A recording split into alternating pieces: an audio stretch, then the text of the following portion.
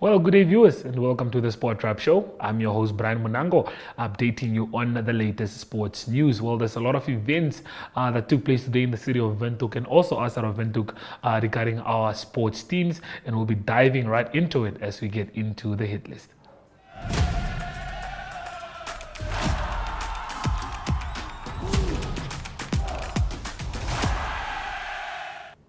So, for the first time in history, Namibia has officially qualified. Both the men and the women have qualified for the Junior Hockey World Cup that's scheduled to take place later this year, as they were doing really great at the Africa Cup tournament that's currently happening in the city of Windhoek. Both teams currently sit second in their respective groups, and they are expected to participate in the final against South Africa that is scheduled for Friday. We did catch up with John Paul Brits. He's the captain of Namibia's men's team, and this is what he had to share.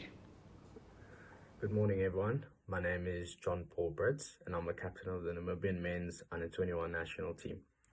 Last night, we beat Zimbabwe 4-1, which secured our spot at the Junior World Cup that's being hosted in India at the end of this year. This tournament has been a roller coaster of emotions, winning 3 out of 4 games so far, but making history along the way by being the first Namibian team to ever qualify for a World Cup. The boys are very ecstatic, and it's a very special feeling being able to do this on home soil and being able to play in front of our parents, our supporters. It's a very special feeling. And I'd just like to say thank you to our sponsors and thank you to our management team for making all of this possible, because without them, this wouldn't be possible. And obviously, thank you to the boys for playing hard and playing for each other and playing for our country. It's been a privilege and an honor, and very excited for the next 2 days to come. Thank you.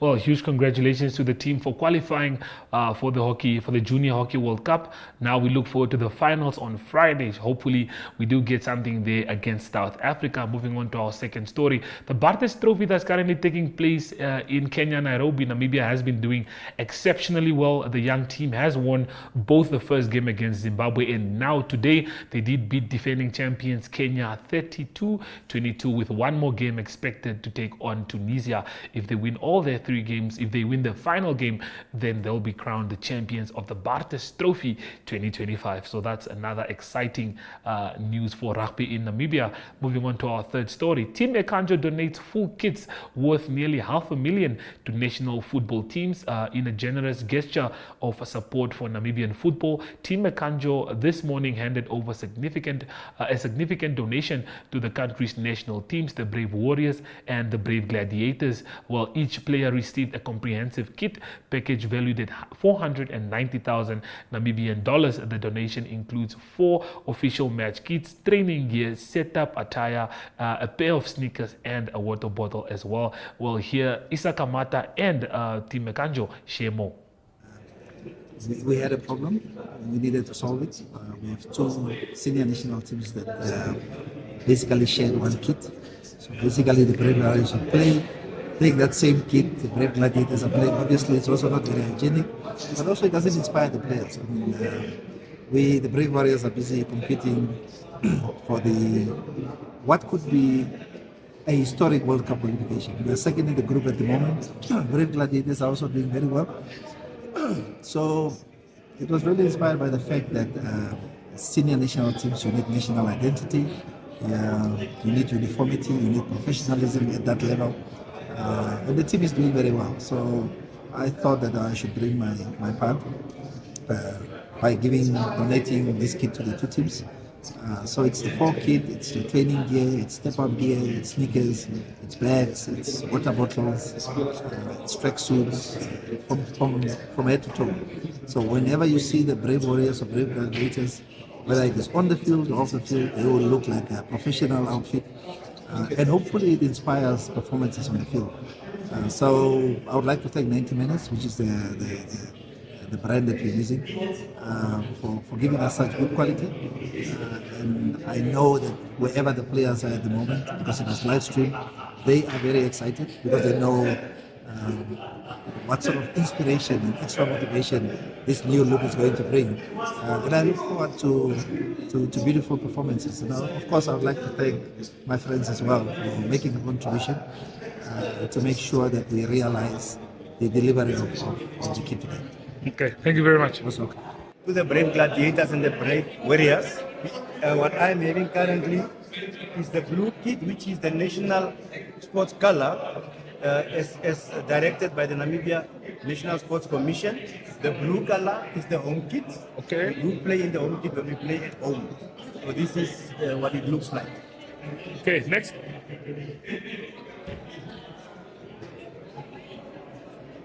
The red color is the away color. When we play away, and barring any color clashes, we do play in red, which and that is what we have inscribed in terms of our international participation. The federations, CAF, FIFA, COSAFA know that home color is blue, red is away. This is the first alternate color, which is predominantly white.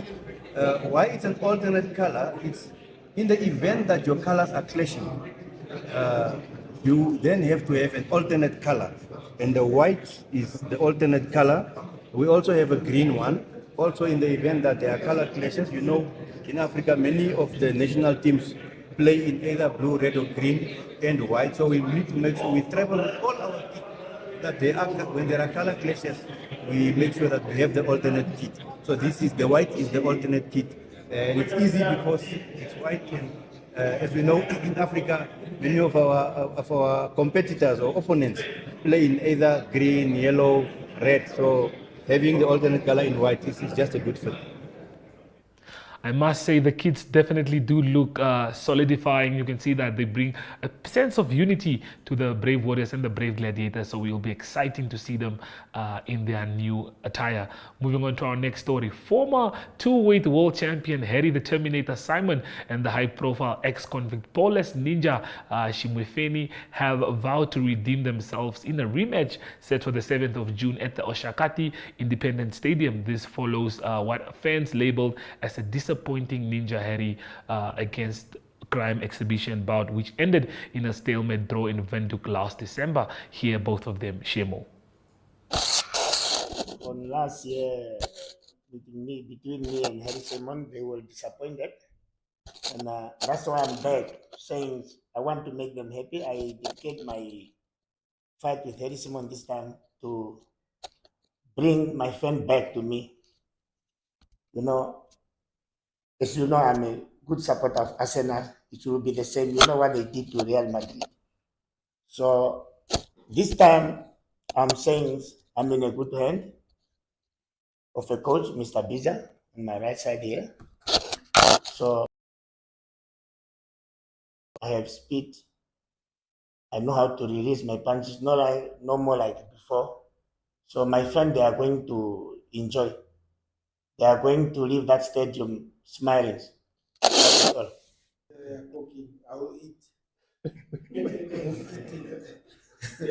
Whatever they cook, I eat. Yeah. I'm actually going to counter whatever Ninja is doing.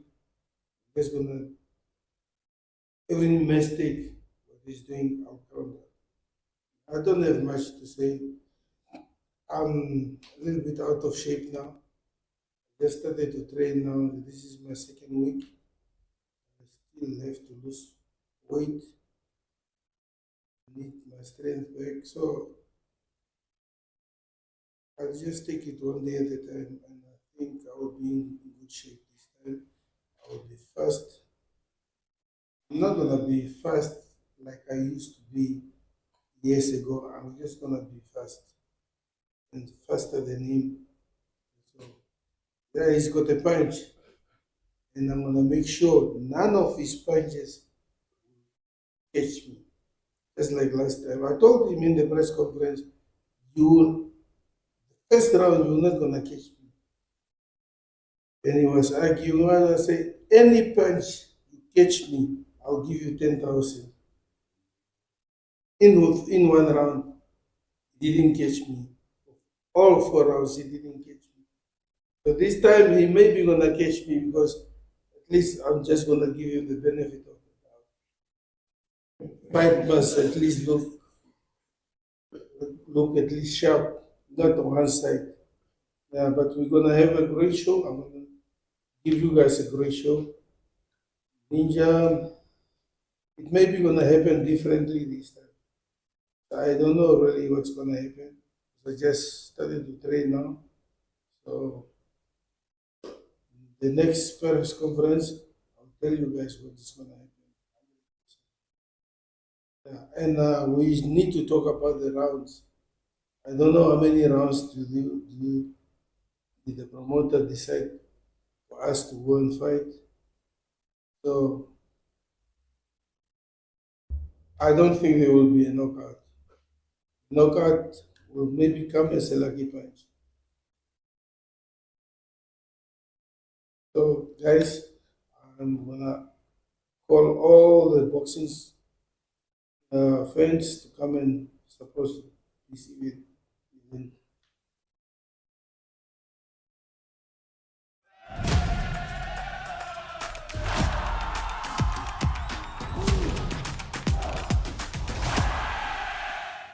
Well, hopefully the fight we get this time around is definitely more entertaining and better than the last one. Well, we'll be going for a short break, and after that, we'll have a look at Delcia Janse van Vuuren, who is a youngster from Windhoek that has been a consistent prospect in road cycling and mountain biking for Namibia. Her gold medal at the UCI Under-18 women's race at the 2024 African Mountain Bike Championship in Morocco is probably a shining performance of her career, of course, but episode 1 of Athlete World dives more into how she lives her life and what she's all about. So please do stay tuned, and after the break we'll be joined by Delcia Janse van Vuuren for Athlete World.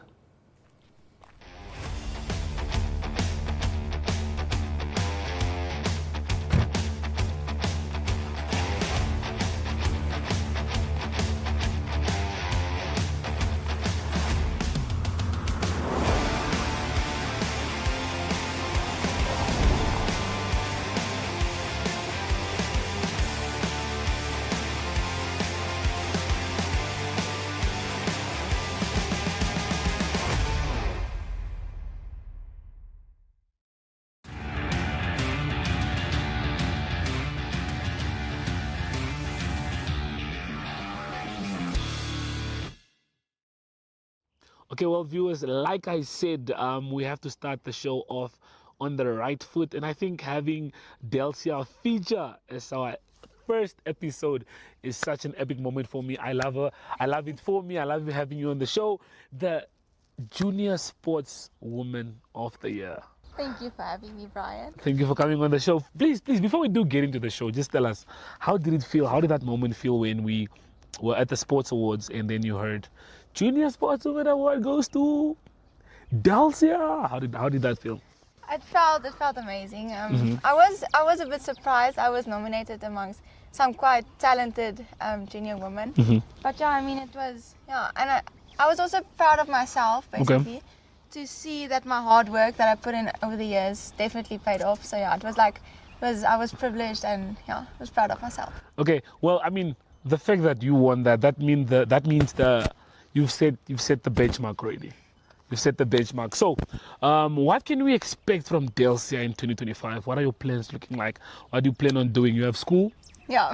It's matric, yeah? Yeah. There's that to focus on, and then there's also now the sports side of things that you'll definitely have to put in your work as well. So tell us, how's your year looking? And yeah. So I think this year I don't think I'll travel as much overseas as I did last year, mainly because of school. Okay. And then, so unfortunately, my matric farewell and World Champs is on exactly the same day, 12th September. No. Exactly the same day. So, Ah. yeah, I know. And like, I'm a girl, I also want to go to matric Yes. farewell. So like, it's like a 60-40% that I'm going to matric farewell instead of World Champs. Okay. But I know like there is still that slight possibility that I can change my mind. Because like last year I've seen the track already for World Champs, and that track is really tough. I mean, yeah, I think we had a chat about that track last year. Yeah, it's really tough. So yeah, that's also one of the main like things why I've decided to go to matric farewell. And then races in South Africa, I'll still definitely do. Okay. But yeah, I don't think I'll travel as much as I did last year. That's literally last year. Yeah, I think that's a tough one. Okay, so look, matric only happens once. Yeah. So you can't go to matric twice. That moment is only there, and when it's gone, all you have of it is photos and video Exactly. clips. So what made you decide on putting the world champs one side and decide, okay, look, I'm gonna do matric. I might do matric. Okay, it's still 60-40, which might still Yeah, change, but it's might. I think you're more towards the matric. Yeah, no, I thought to myself, I'm only gonna have matric farewell once with my friends, and then yeah, the track it's difficult. And the thing is, I have to put in a lot of time if I really want to prepare myself 110% Yeah. for that track. And I mean, it's matric farewell. I mean, Matric it's farewell. matric farewell. I'm so glad. I'm so happy for you. I think that's the better choice, because, like you said, it's your friends. If you miss that moment, you don't want to come Yeah. back and come hear everyone telling you, "Yo, Vivi one hard and it was nice. Where were you?" You don't want that to happen. Yeah, exactly. Yeah. So, for the viewers that do not know who Delcia van Vieren is, Delcia, please give us a run back as to when you got into cycling, where the passion and love came from. And I think my favorite point is, I want to know, what is your favorite moment in cycling, or what is your favorite achievement that you've gotten that you're like, I have this is mine. Okay, so it started off when I was 7 years old. Okay. It started off with the first schools week. My mom actually signed me up for it. Mm-hmm. And then I did it and I loved it from the moment I started cycling. I was like, I want to do this. And then Okay. I did other sports as well. I did athletics Okay. for I don't know how long. Oh, Up until, like, grade 7. what were you doing in athletics? Sorry. Hurdles. Hurdles. Okay. Yeah. And so that also took a lot of my time. Mm-hmm. And then in between that, I was also playing netball. Sure. So I was doing cycling, Netball. athletics, Hurdles. and then somewhere in between there was also a little bit of swimming going on. So yeah, you can just Okay. imagine. Yeah. It was a lot.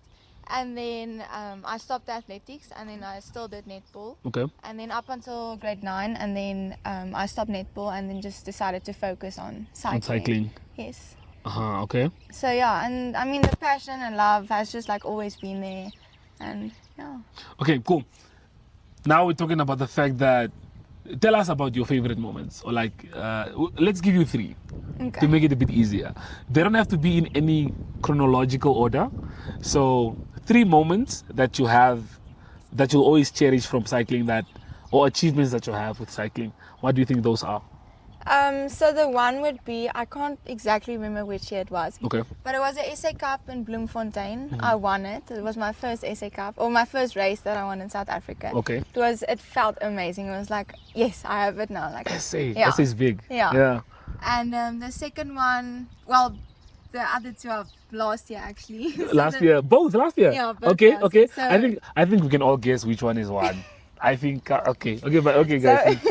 So the second one would be African Champs. Okay. That was held in Morocco in May last year. Mm-hmm. Yeah, that was also a really big moment for me. I mean, I'm African champ, like the best in Africa. That's big. Yeah. Yeah. And then the last one would be World Champs last year, to World be Champs. the first Namibian woman to cross the line without being lapped, to officially finish the race. Yeah, Ah. that was a big moment. Cameraman, do you understand how much of a big deal she is now? Okay, cool.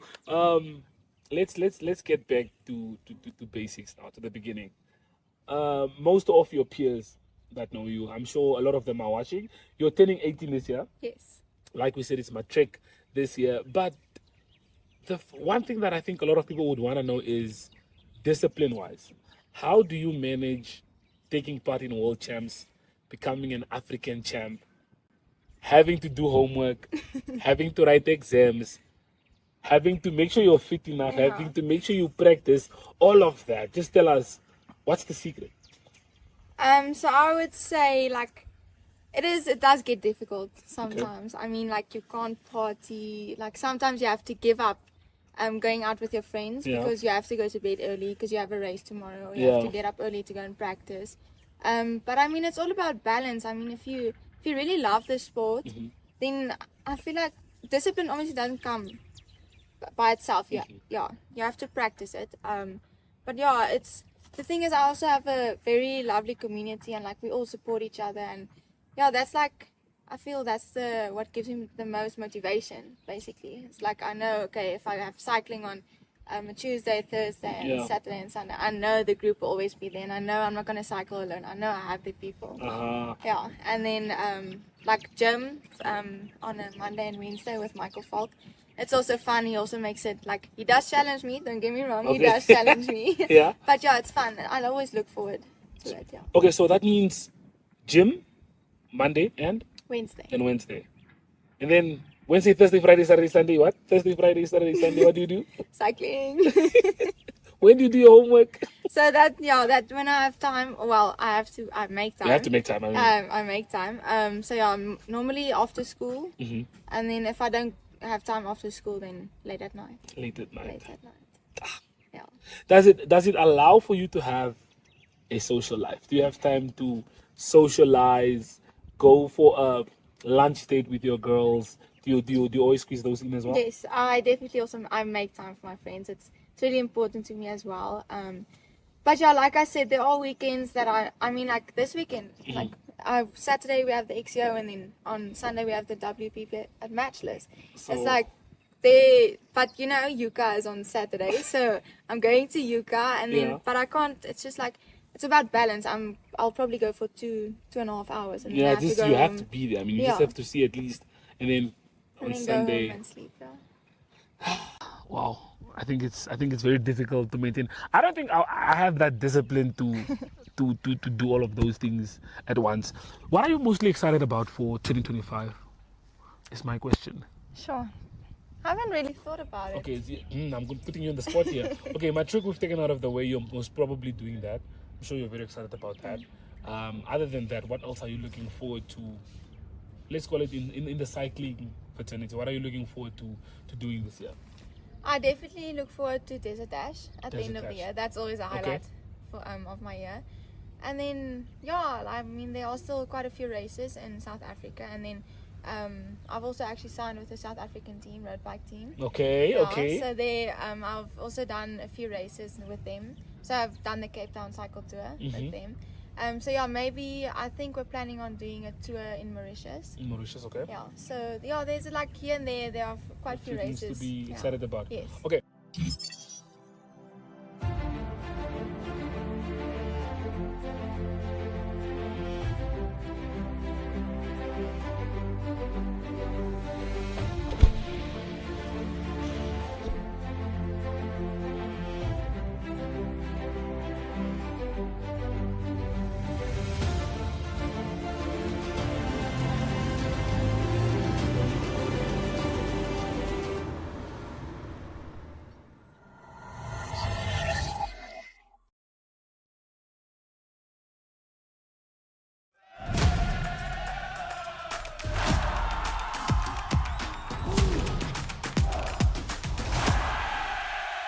Good day everyone, time for international sports news, and starting off with soccer news first from the English Premier League, and it was an important game for Manchester City. They, the defending champions, so they trying hard to stay in the top 4 of the English Premier League to play Champions League soccer next year. Actually 5 teams from England will qualify this year.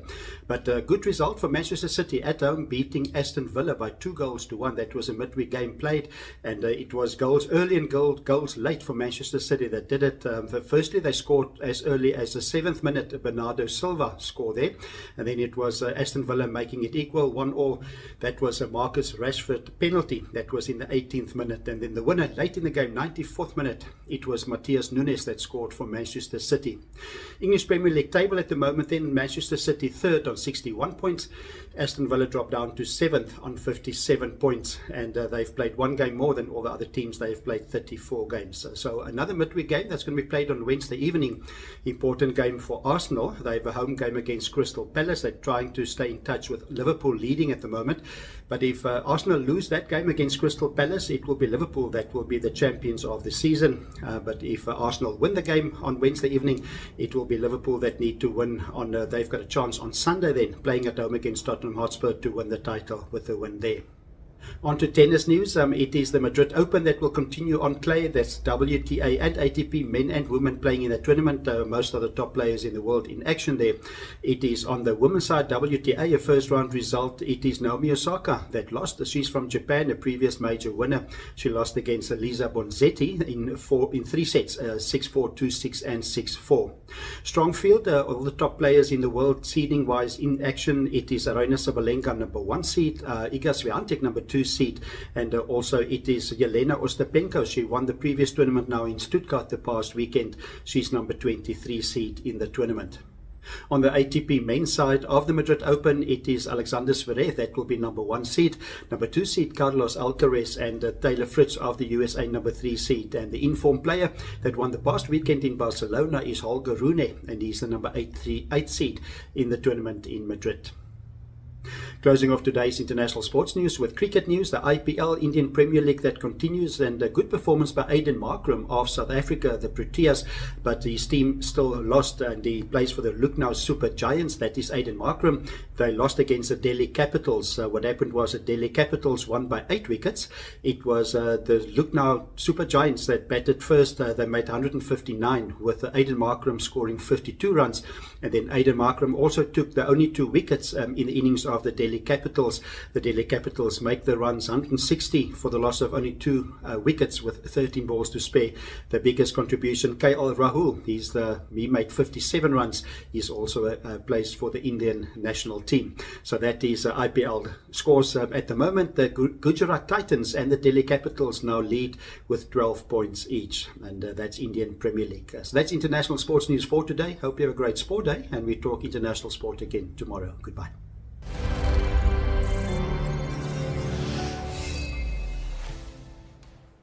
Well, there you have it, viewers. That's all the time that we do have for you on today's Sports Wrap Show. We'll be seeing you again tomorrow, same time, same place. Goodbye.